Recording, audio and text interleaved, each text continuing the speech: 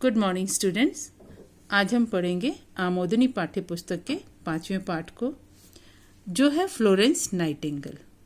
ये एक संक्षिप्त जीवनी है। फ्लोरेंस नाइटिंगेल के बारे में, उनके जीवन से संबंधित कुछ बातें इस पाठ के माध्यम से बताई गई हैं।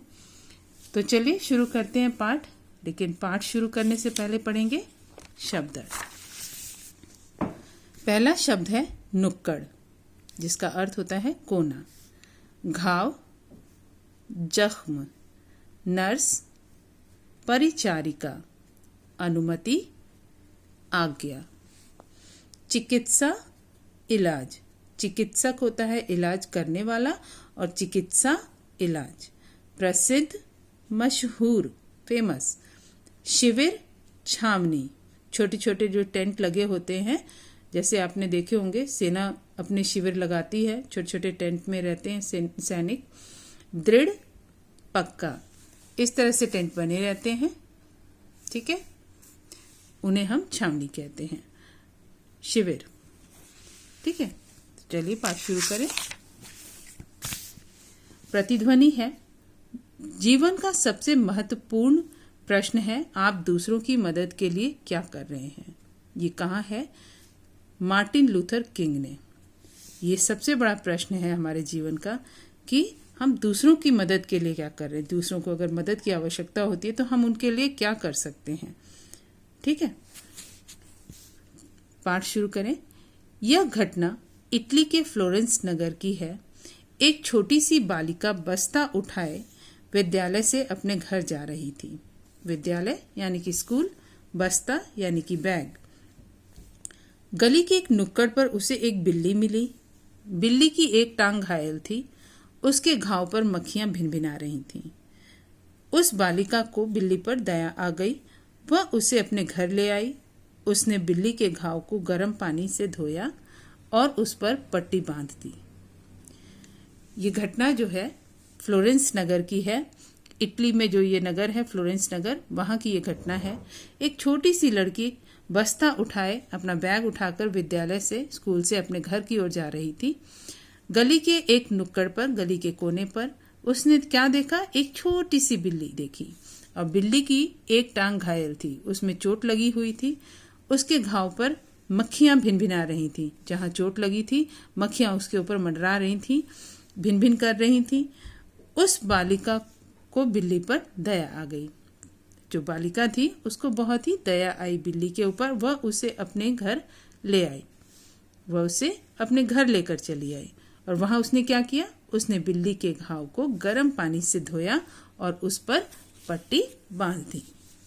लगभग 1 सप्ताह की सेवा के बाद वह बिल्ली ठीक हो गई।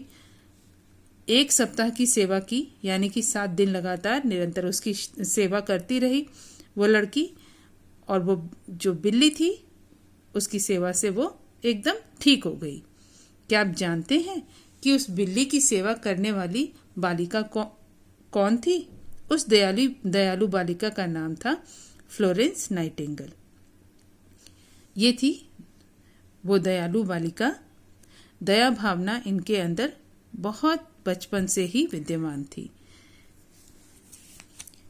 बिल्ली को चोट लग गई तो उसे घर लाकर उन्होंने पट्टी की उसको जब तक वो ठीक नहीं हो गई उसकी सेवा करती रही। तो इस दयालु बालिका का नाम था फ्लोरेंस नाइटिंगेल। फ्लोरेंस नाइटिंगेल का जन्म जो है 12 मई 1820 में इटली में हुआ था। इनका जन्म हुआ था 1820 में इटली में। उसका हृदय बचपन से ही बड़ा कोमल था। उसका हृदय किसका? फ्लोरेंस नाइटिंगेल का हृदय बचपन से ही बड़ा कोमल था। किसी को दुख में देखकर उसका मन भी दुखी हो जाता था। वो किसी को दुखी नहीं देख पाती थी। अगर कोई दुखी होता था तो उससे ज्यादा वो दुखी हो जाती थी, इतना मन उसका कोमल था। किसी को बीमार देखकर तुरंत उसकी सेवा में जुट जाती थी। कोई भी बीमार होता था तो उसकी सेवा करने में लग जाती थी। जब वो थोड़ी बड़ी हुई तो बीमार और रोगियों की सेवा करना ही उसे अपने जीवन का उद्देश्य लगा।